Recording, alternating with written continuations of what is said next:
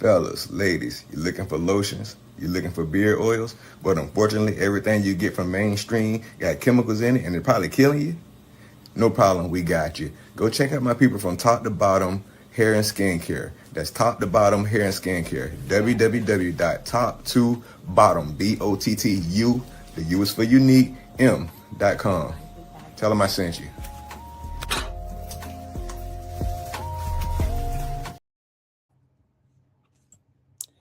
Good evening, ladies and gentlemen. Thank you for tuning in to another episode of Unfiltered Sports, where the refs. Sorry about that. So, where the refs can't save you and the truth gets called. A raw concept, no holds, barred segment where hosts and guests breaks down the most controversial plays, coaching decisions, player drama, and league policies with zero sugarcoating. No PR talk, no safe answers. Unfiltered sports. So let's just since playoffs is here and we just witnessed the college football championship game. Let's hear your thoughts on that game. It was a great game, close game. I was rooting for University of Miami. I was hoping for the upset, the underdog to take that matchup and win. I am huge on underdogs, but much love, much respect, and much credit to Indiana for taking that win by 3 points, I believe it was. Great game. You know what's even crazier about that game, though? There was a lot of missed calls. There was a lot of bad whistles that happened. And the quarterback for Indiana lives 2 miles from the campus of the University of Miami and got denied a walk-on opportunity to the University of Miami. And ironically, he just beat the University of Miami in Miami. That's crazy because you had an opportunity, but you were denied that opportunity. But he didn't take no for an answer. He went to someplace else that took a chance on him, and he became a superstar, and he was able to shine and look at him win a championship for his team. So it speaks volume. Before we go any further into that, though, huge shout out to everyone in the chat. Thank you for tuning in to Unfiltered Sports here on the OG Network. Huge shout out to Out the Pit for tuning in every Thursday night. Just making sure we get the update on the sports and everything, and the trash talk. That's what the chat is for. The trash talk about these sports teams like the Cowgirls and all these other sports teams that want to be it, that they think that this year is their year. It is what it is. But we have no filter here on Thursday nights. We don't care who you are, what you do, what your background is, what team you like. We're going to trash talk everybody's team, and we're going to get over it at the end of the night. But have you ever been a part of a team planning a game where a referee missed a call, called the bad call, even a player being benched for something? What about trades? What about the suspension of the unknown? There's a lot that gets taken into consideration here. And I just find it interesting, too, because we talk about trades here. And in the middle of a basketball game, Atlanta Hawks superstar Trae Young was traded. He left the arena once he found out that he was traded and went to Washington, D.C. to play for the Wizards. That's crazy. Like, nobody's job is safe, like, at all. Like, your job is not safe at all. And it's sad to say it like that, because at the end of the day, if your job's not safe, you have no job security, and you really don't know if you're going to be a part of this team. And it's really up to your performance on the court, your performance on the field. It's really up to your agent to have your back as well. And if you have a decent agent who has your back, you'll be able to land a job pretty quickly somewhere. And so, I just find that really interesting to just kind of know that even though sports is the universal language, you really don't have job security. Just know that at the end of the day, You got to figure out what's going to be beneficial for you and your family at that time. And so the crazy part though, right, is that we talk about being benched for your performance. We talk about how you are supposed to be a superstar, how you're supposed to be something. And you get people like LeBron James, who's supposed to be a superstar, who's supposed to be the GOAT, but he hasn't been playing defense recently. But why hasn't JJ Redick benched LeBron James? In my opinion, LeBron should have been benched or traded by now. Yes, he can win you games, but he's old. He's out of his prime. He's just not worth it anymore. The crazy part about all of this, too, is that they won't bench him for whatever reason. He needs to be benched. He's horrible at playing defense right now. This is the first time, if I'm not mistaken, in 21 or 23 years that LeBron hasn't been named a starter in the NBA All-Star game.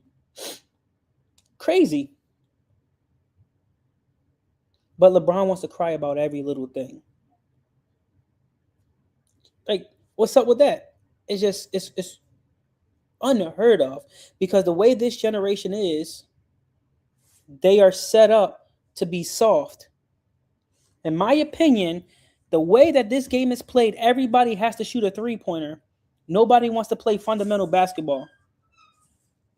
What happens if everyone jumps in and plays fundamental basketball like it was the 90s when Jordan played, when Shaq played, when, Scottie Pippen, Moses Malone, Dr. J, when they all played and went through the ranks? What happened? They were getting beat up. They played fundamental basketball. The three-point shot was unheard of. In my opinion, the three-point shot has ruined the game of basketball, and there's talks of potentially testing the waters for a four-point shot. It's going to ruin the game of basketball even more. Yes, they bring in fans, but the NBA is not as entertaining as it was before in the 90s, the early 2000s. To your point in the chat, someone said that they like Anthony Edwards. I respect Anthony Edwards, and I believe that he is a great player, but he is not one of my favorite players. I'm big on underdogs. Iverson is a great player. I like Allen Iverson myself, but I'm a Lou Williams fan. I like his style. I like the hustle. I like the grind, and I like the underdog mindset that he has. But to your comment here in the chat, how does a three-pointer ruin basketball? Everyone has to shoot the three-pointer. There's rarely anybody attacking the basket anymore. Everyone has to shoot the three-pointer. Everyone has to be able to say, oh, I made this three-pointer. I did this. I did that. It's not fun anymore. It's not entertaining anymore. Like, the NBA is starting to become less entertaining than the WNBA, in my opinion. That's just my opinion. You can disagree to agree. You can agree to disagree, however you want to say it. But in my opinion, the way that the NBA is going with the three-point shot, like, everybody has to be like Steph Curry. Everybody has to be like Dame. Everybody has to be like that person who can shoot the three-pointer. Whatever. But who can handle the basketball the best?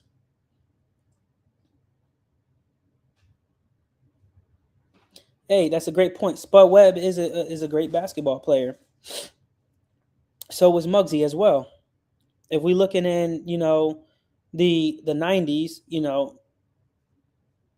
like I said, I like Jordan, I like Shaq, I like Charles Barkley, I like Dennis Rodman, I like Dr. J, I like Pistol Pete. I respect their game, and I respect the hustle that they had, because even then, even Reggie Miller can shoot the jump shot, but he can attack the basket as well.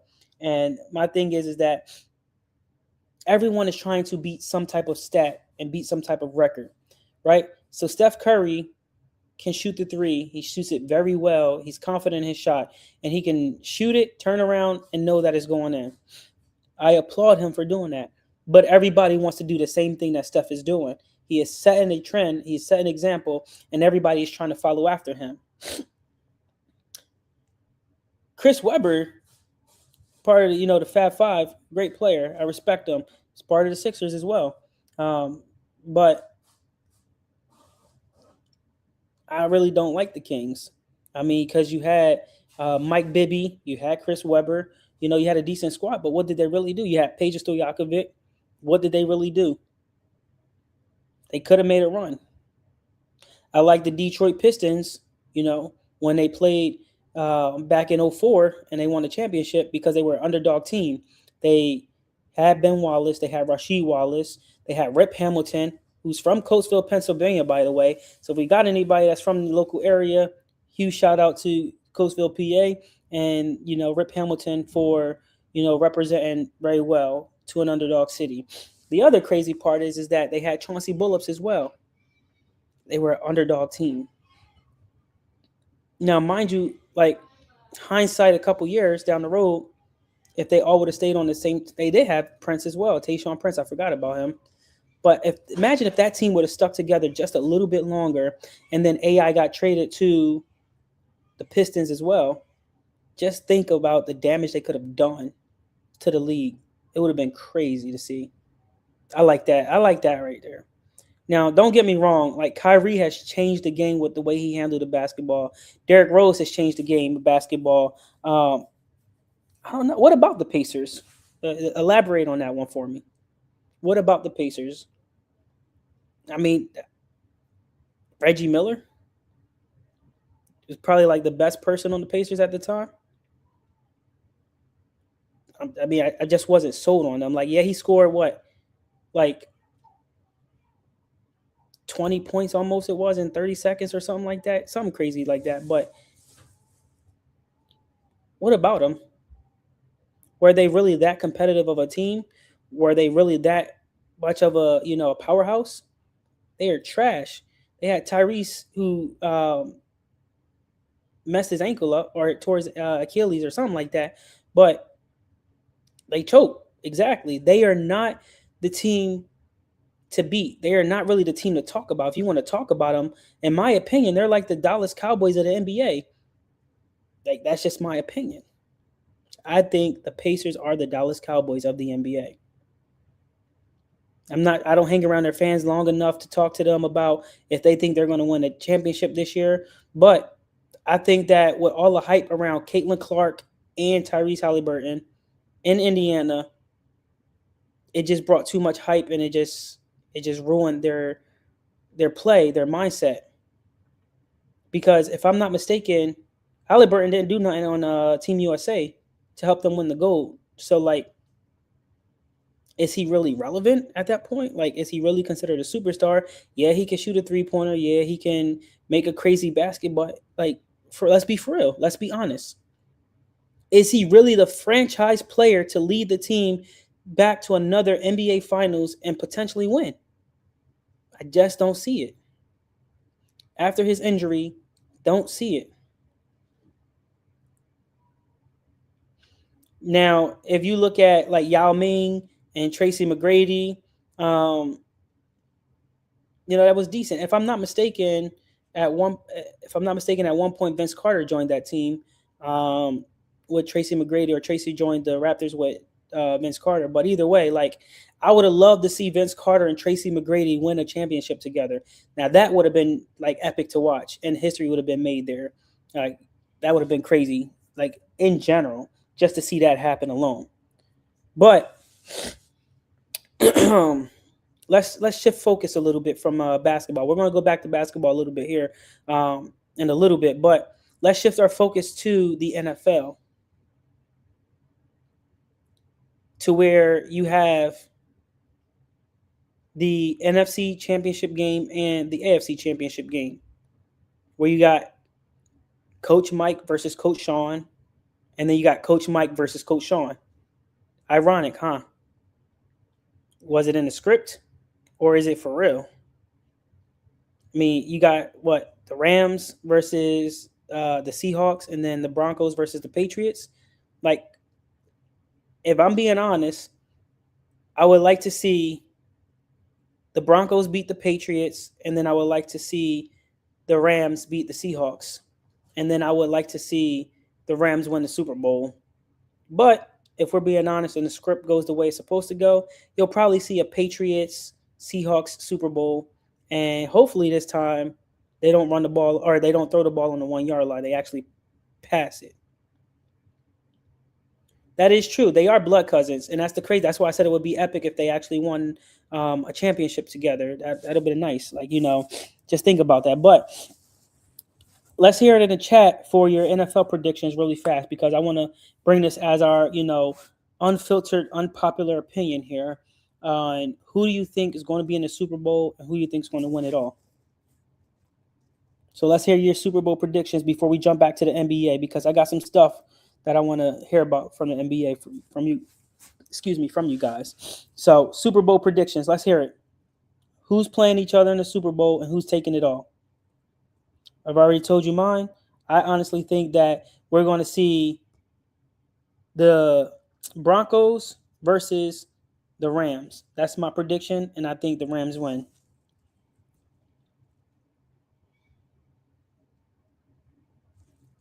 See, I mean, listen, it's a good, a good take on that one. I would love to see Matthew Stafford win the Super Bowl. I honestly don't think I would like to see the Seahawks back in another Super Bowl. I just, after seeing the Seahawks throw the ball at the 1 yard line, you throw the ball at the 1 yard line with arguably the best running back in the game of football, and you throw it at the 1 yard line and get the ball intercepted. And who are they playing? You guessed it, the New England Patriots. But of course, the script had Tom Brady winning, so it really wouldn't have mattered anyway. But, I'm happy that, the Cowboys ain't there. I'm happy the Steelers ain't there because their fans are trash. They just talk a lot of trash as it is. I got honestly, I got the utmost respect for fans who are realistic for their team. Like, you have diehard fans who are like diehard excited about their team playing football, but they're realistic about their team as well. Like, oh yeah, the team is trash this year, but I still support my team. And I mentioned that part because I know a guy that I worked with that I'm really good friends with. He's a Jets fan. Now, I feel sorry for Jets fans because they had to live through Mark Sanchez's butt fumble. They had to live through trading or picking up Aaron Rodgers, and then he got hurt the first play or first drive of the game. It's just a lot that they had to endure and go through, but they stayed true. Sorry about that again. It went black. I had a call coming in, but they stay true to their team, and they understand what they're going through, and so what we see here is that our fans are loyal for some of the utmost respect reasons, but some of them are just bandwagoners. Like, it don't make sense to me at all. And I've been an Eagles fan since 2004. So I've known that I was an Eagles fan since 2004. I only knew about the Eagles in 2004 because I was in elementary school, and I was doing like what do you call those parades, like a celebration parade, and they had the news there, and we were like, I didn't know at the time, and so we were chanting for the Eagles and everything, and I'm like, oh, Eagles, and then we watched the Super Bowl that year, and the Eagles lost to the Patriots that year in the Super Bowl, but ever since then, I just watched the Eagles through and through. I would have loved to see the Eagles win a Super Bowl at some point before they did, but I'm glad to live to see them win 2 Super Bowls and kind of just take it from there. But when we look at accountability, and this is where we can jump back into the NBA as well, is that when the game is on the line, and you miss the jump shot, or you make a bad pass, or something doesn't go right, who is to take accountability for that situation? Let's hear that in the chat, because that's decent information to know. Someone needs to be able to take accountability for a bad play call. Someone needs to be able to take accountability for a bad pass. Someone needs to be able to take accountability for a bad jump shot. Someone needs to take accountability for the way the offense or the defense have been playing during that game. So ultimately, who takes the accountability? Whose fault is it? Is it all on the head coach? Is it all on your star player? Who's to blame? Man, we know the Eagles didn't pay for their first Super Bowl because they beat who? Tom Brady with a backup quarterback. I'm just saying. And them Steelers fans always think that they better than everybody, but they wrong.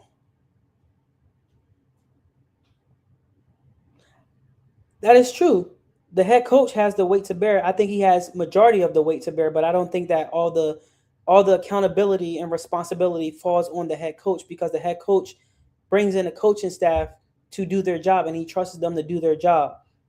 And if that person isn't doing their job, they have to get them out. Prime example, the Eagles should have got rid of their offensive coordinator when they went on a 3-game losing streak. He should have been gone because he hasn't been aggressive. He ran the same couple plays every single drive, and they caught on to it. So in that sense, I don't think it's the head coach fault. I think it was the offensive coordinator. But I don't think Jalen Hurts sucks. I think he's a good quarterback. I just think that he has been, too inconsistent, because he has had, this will be now 11 offensive coordinators. Hurts can throw the ball down the field. Don't get me wrong. He can throw the ball downfield. He can run the ball. But Hurts is more of an RPO quarterback than he is a pocket precision quarterback. Hurts is more, I say it again, Hurts is more of a RPO style quarterback than he is standing in the pocket and trying to take a hit and throwing the ball accurately.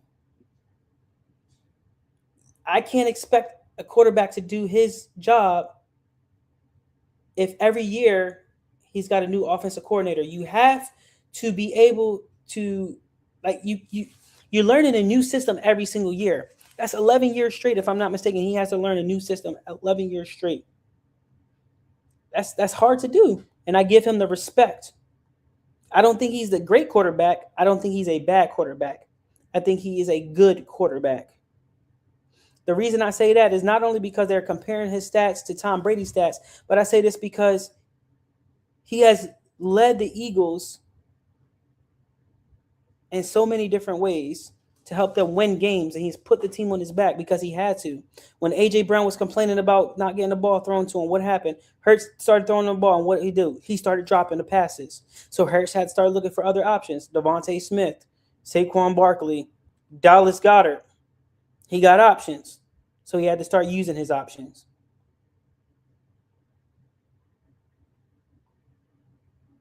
That is true. He did bring that person into his coaching staff, and they've done a horrible job. And it's the coach's responsibility to mentor that staff member. But at the same time, like you said, it may not be his fault 100%, but he has to take accountability and responsibility for the people that he brings in. And I agree with that statement 100%.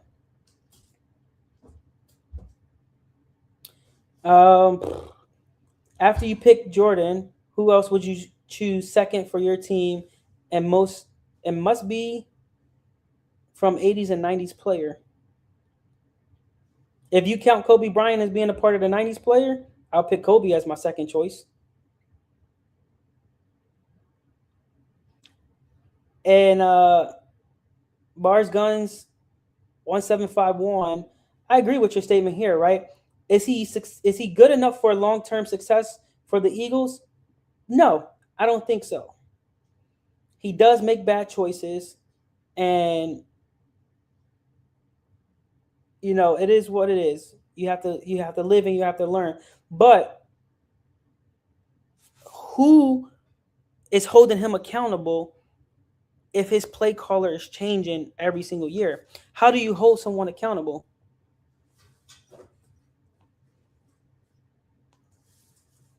With the game on the line, if I already got Jordan on my team and the number 2 person with the game on the line, I'm taking Kobe Bryant.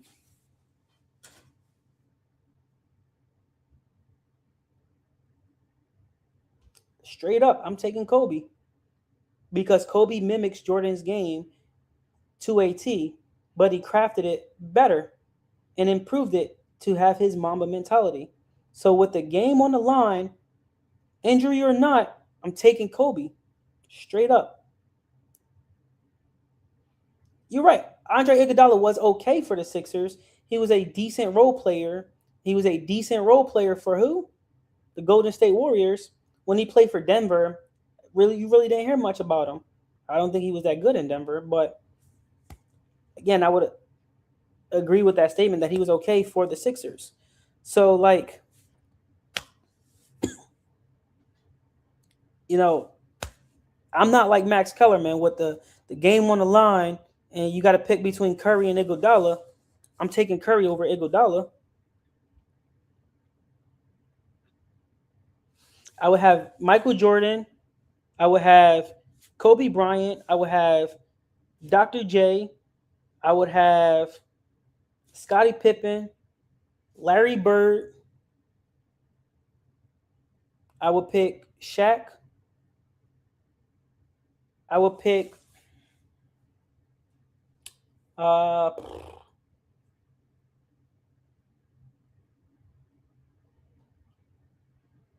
hmm, I would pick Charles Barkley. I would put him on there.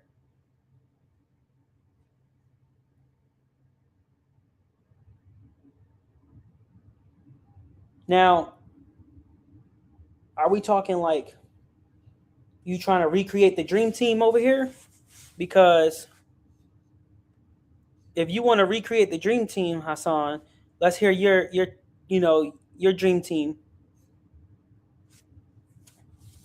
Let's hear your starting five and then your reserve two. So 7 players total. Let's hear that.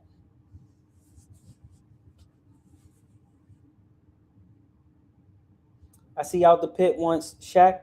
Sorry, once Scottie Pippen, Kobe, and Gary Payton. Those are good choices right there. Gary the Glove, Payton. I like that. I like that a lot. I like that choice. What about Kevin Garnett and his partner? Was it Sean Kemp? I would have picked him too.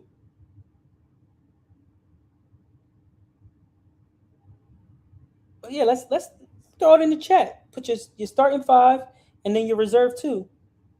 So these 7 players, who you would pick, and according to the question, it had to be players from the 80s and 90s only. So let's hear it. I want to see this one. This is gonna be interesting. So while we wait in the chat for that, while y'all putting y'all little answers in the chat, we're gonna continue to move on. Right back to the question at hand too. Right, is that who takes the blame for accountability? Right, and so we know the film don't lie. We can see when mistakes are happening, but I heard that the head coach takes the blame for it. But what about the front office? What about the general manager? What about the owner? Do they take some accountability? Or do they get let loose and get off the hook on this one? It's interesting because when the Eagles were losing and not winning games and not making the playoffs and not having a winning season, people were like, "We got to fire Howie. We got to fire Howie. We got to fire Howie." Is it Howie's fault or is it the coach's fault? Now that's something to think about right there. We could put that one in the poll and figure out, who's really to blame. Who takes majority of blame? Is it the coach? Is it your GM? Is it the owner? Everybody plays a huge part in that right there. But I'm still waiting for y'all to put your answers in the chat. for your starting five and your reserve two for the NBA of 80s and 90s players only. The Pit took a chance with Iverson. Okay, I wouldn't disagree to that one.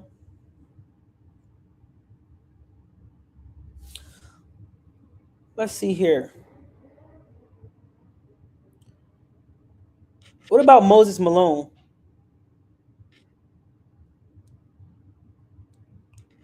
I might put him on my team.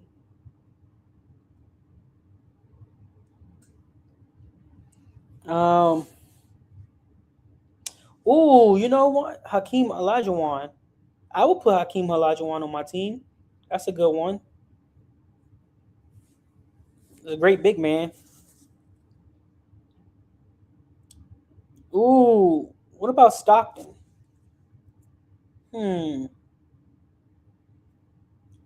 or even Kareem.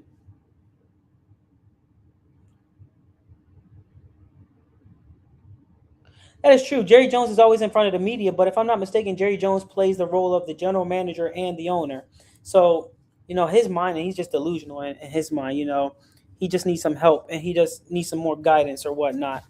Um, we also forgot Isaiah Thomas, Dominique Wilkins, George Gervin, Clyde the Glide Drexler.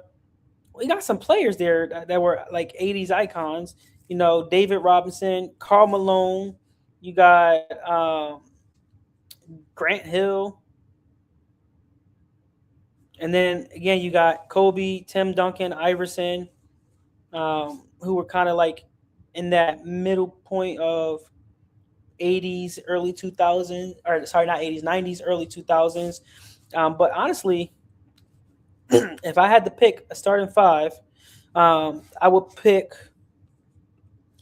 Hakeem. I would pick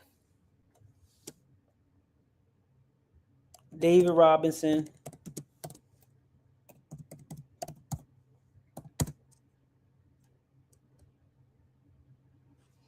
Then I would probably pick Jordan, Kobe,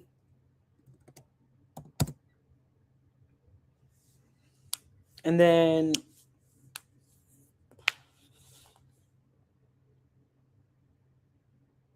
probably put Charles Barkley.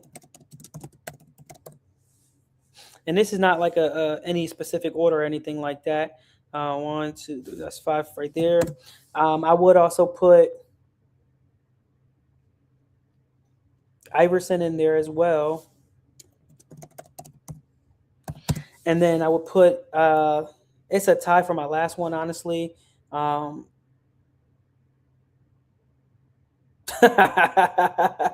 mean, I could put Patrick Ewing in there.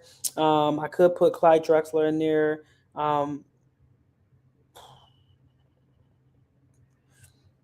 Even John Stockton.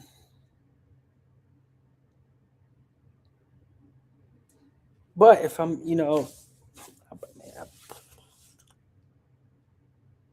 I would go with I can go with Clyde. I'll put Clyde in there. But that's a tie though because it's between Clyde Drexler or Scotty. That was literally the two that I like looking there. So one, two, three, four, five, six. So those are mine right there. Um, no, but it is what it is. Let's see what this one says. All right, Ron's opinion don't matter. Said Magic Johnson, Kareem, Shaq, Jordan, Iverson, and his grandma.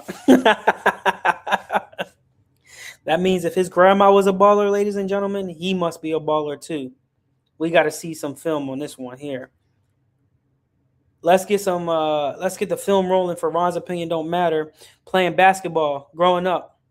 I got to see this. He might have been on the Uncle Drew mixtape too. You never know. We got to look closely in that film to see if we see Ron's opinion don't matter. He might be dressed up and we just don't know. And honestly, I think Shaq might have been portraying Ron's opinion don't matter in the movie anyway. So who knows? That's the crazy part. They in that movie, the character Shaq was playing looked just like Ron's opinion don't matter. So it's funny. Just saying. You can only imagine like Ron trying to jump out there and dunk the basketball, and then he land on his feet, and then he got to get subbed out the game because he talk about, oh, I broke my back, like he was Mike Tyson, spinal. Let's get him out of here, ladies and gentlemen. It's funny, but um, it's it's it's important to kind of know legends and key icon players that key icon players who made a difference in the game of basketball or football, whatever sport that you follow, right? It's crucial to know these icon players, these legends, because they have made a difference in the game that you watch or play. But let's open this up for debate. I'm going to put this in the chat as well. Who had the best rivalries in sports history? Question mark. I want to know that. Who had the best rivalries in sports history? For basketball, was it Larry Bird versus Magic Johnson? Was it Jordan versus the Pistons? Was it the Bulls versus the Knicks? Was it the Rockets versus the Knicks? But in the sport that you play, who had the best rivalry in sports history? Let's open that one up for debate.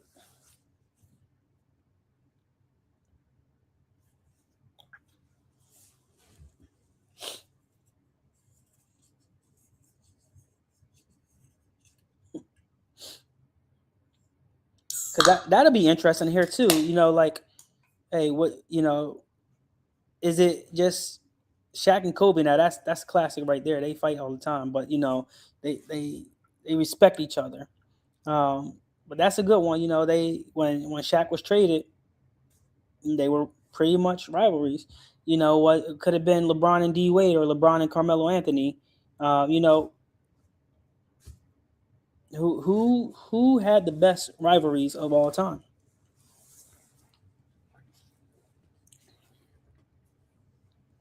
There's no right or wrong answer either. I just want to know, what do you guys think?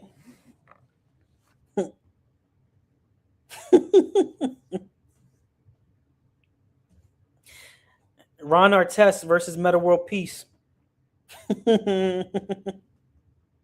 That man has so many names he can't even count on his fingers. That's the crazy part.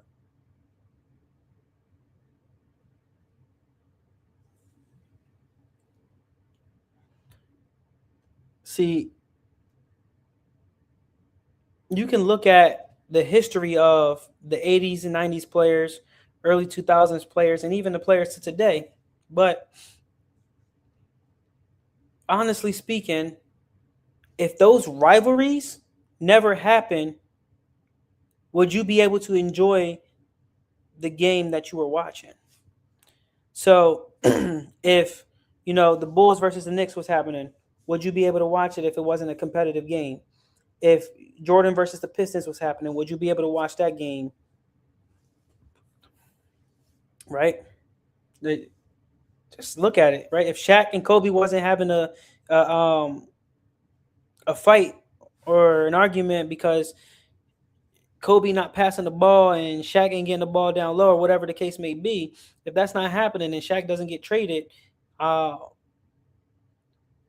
would that be considered, one of the best rivalries of all time? Would the game have changed? If so, how would it change the game? There's a lot to look at because the game gets changed based off of rivalries, based off of people who show out and becomes a superstar. For people like the underdogs, in my opinion, Jalen Brunson, I consider him an underdog. Josh Hart, I consider him an underdog. They are playing decent basketball. Mikal Bridges, I consider him an underdog. Now, that's a crazy one. Delonte West versus LeBron James. If I was LeBron James, I would have beat him up too.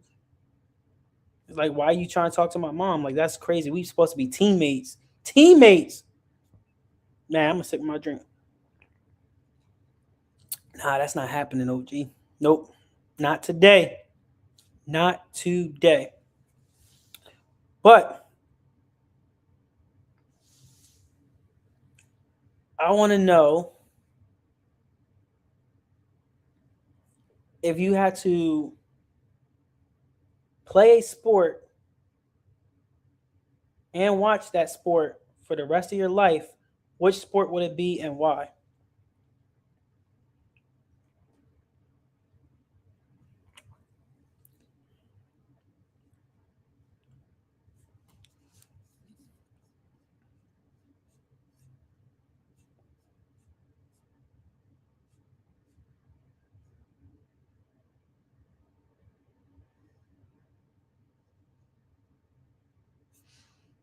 If I had to play a sport and watch a sport for the rest of my life, I would pick basketball. Yeah, I know he did that to his mom. That's the crazy part. That's why I just said talk because I didn't want to even take it that deep. I mean, it was deep. It was that deep, but like, yeah, that's a fight. And props to LeBron for not knocking him out, but he got him traded. That's for sure. That's the crazy part. If you was in LeBron's shoes, what would you have done in that situation?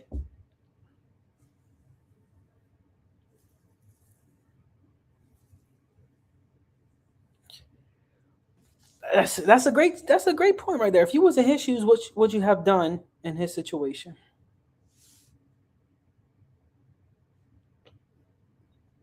That's a see me outside. How about that kind of talk?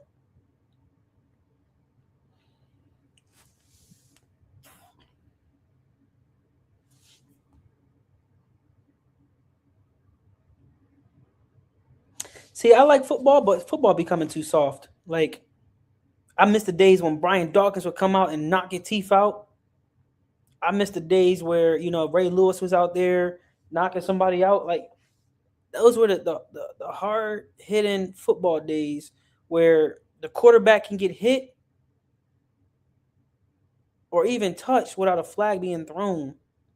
Now, like even a finger on the quarterback and there's a flag gone.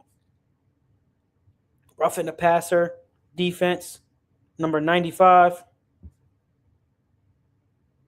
Like it just, I don't know. Football, in my opinion, is just going in the wrong direction, and I don't like it. The NBA is going in the wrong direction. I don't like that either. I think Adam Silver needs to go. Fire the commish. Like it was a great idea to bring in the NBA Commissioner Cup or whatever, but nah.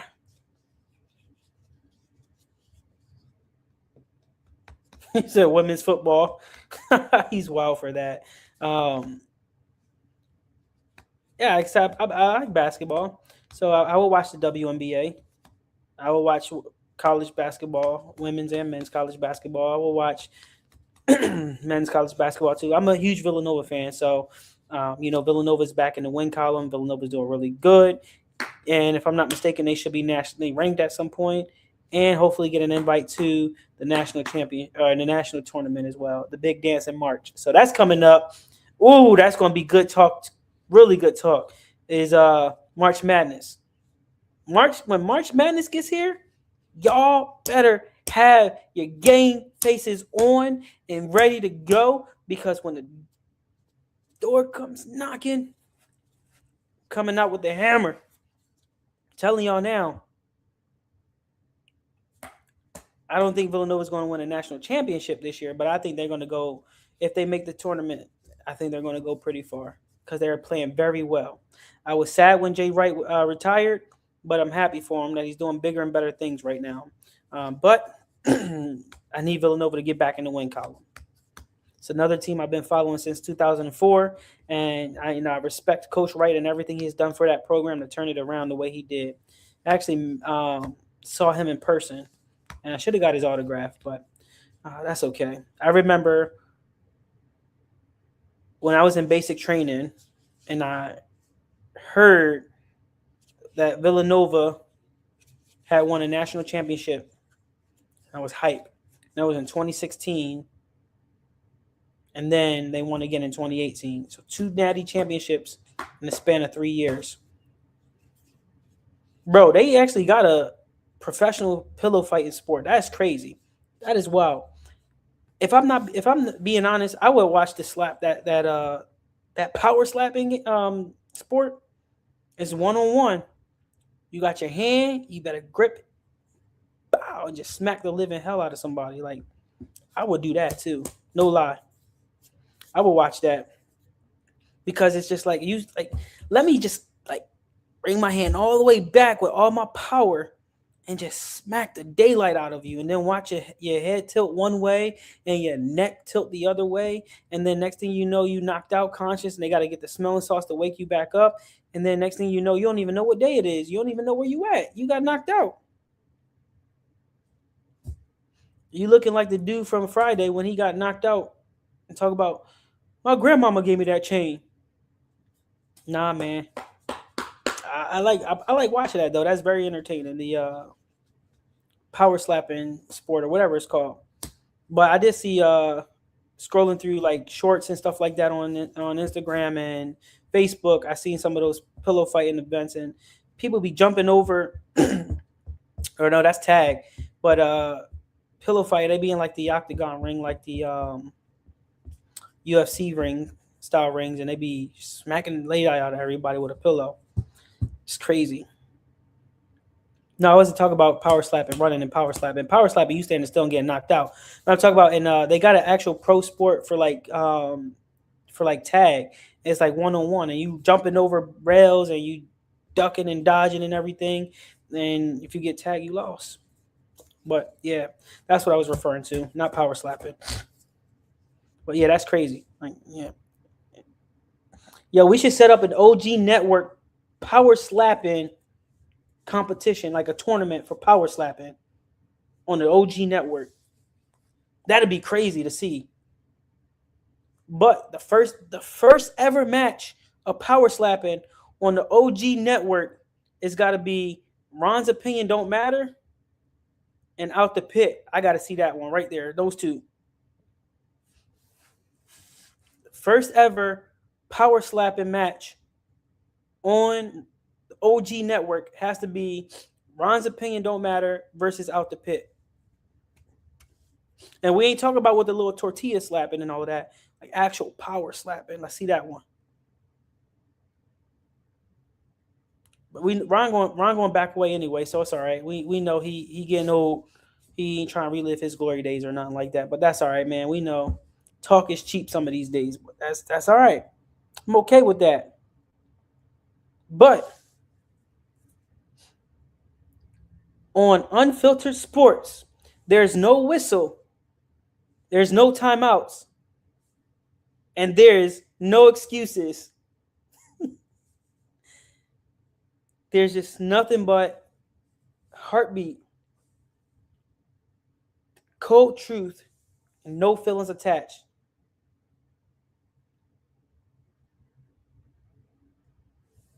I'm just saying, on Unfiltered Sports, it is raw, unfiltered, no biasness, just your take on what you think about sports in general.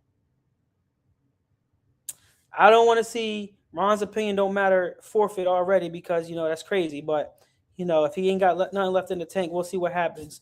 But thank you guys for tuning in to Unfiltered Sports this week, and until next time, you guys have a blessed day. You guys stay classy, and you guys have a great night. Stay warm for those of you guys that are getting snow. So I appreciate you guys for tuning in, checking us out. And until next time, have a great night.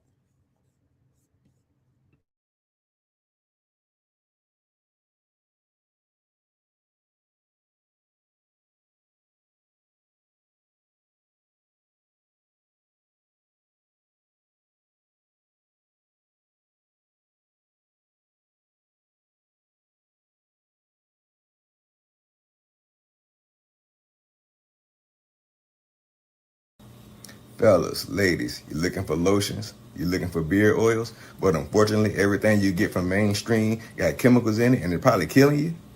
No problem, we got you. Go check out my people from Top to Bottom Hair and Skincare. That's Top to Bottom Hair and Skincare. www.top2bottom, BOTTU, the U is for unique, M.com. Tell them I sent you.